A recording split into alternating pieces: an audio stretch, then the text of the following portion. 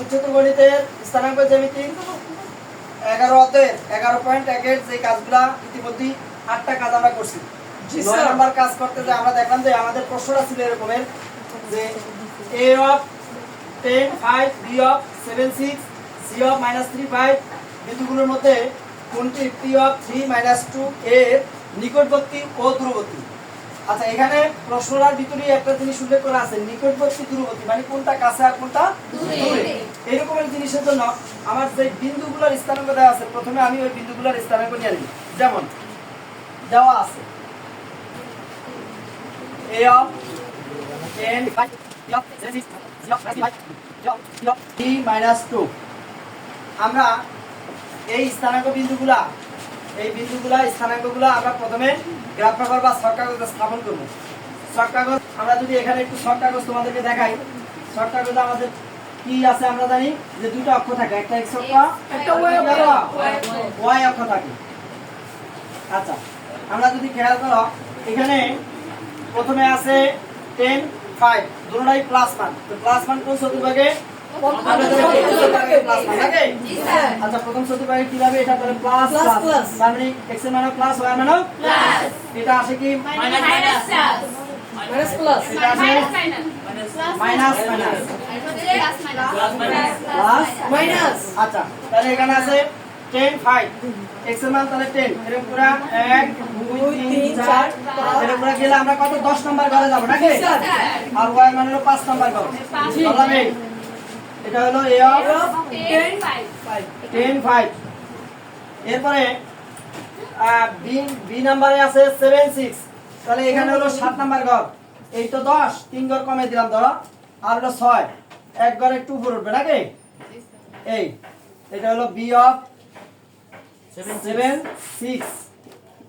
এরপরে আসে -3 5 এই ঘরে, তাহলে x এর মান -3 1 2 3 আর 5 1 2 3 4 5 এই ধরলাম আমরা এই জায়গায় -3 5।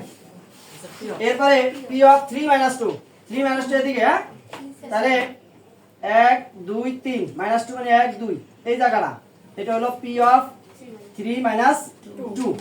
আমরা যদি এখন এই কাজগুলোতে বিন্দুগুলোকে যোগ করি, তাহলে p থেকে এই p of a, তারপরে p of b,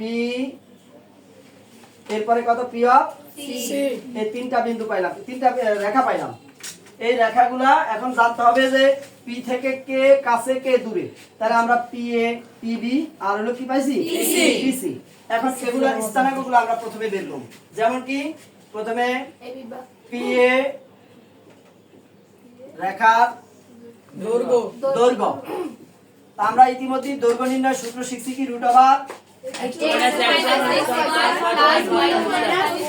হ্যাঁ, x2 x1। তা আমরা যদি সূত্রটা একটু বলি, x2 x1 whole square plus y2 y1 whole square.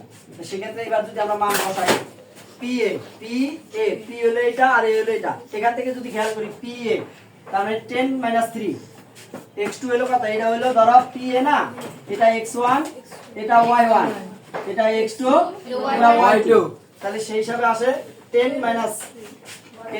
3 whole square plus 5 -2, তাহলে এটা একসাথে কি হয়ে যাবে হোল স্কয়ার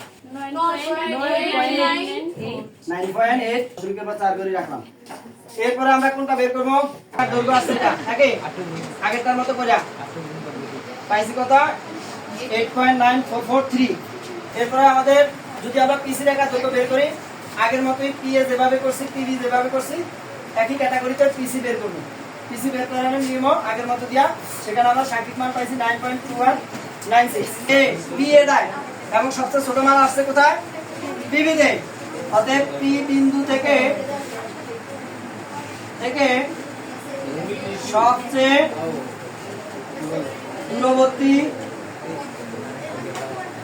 বিন্দু এ নাকি, এবং বিন্দু থেকে সবচেয়ে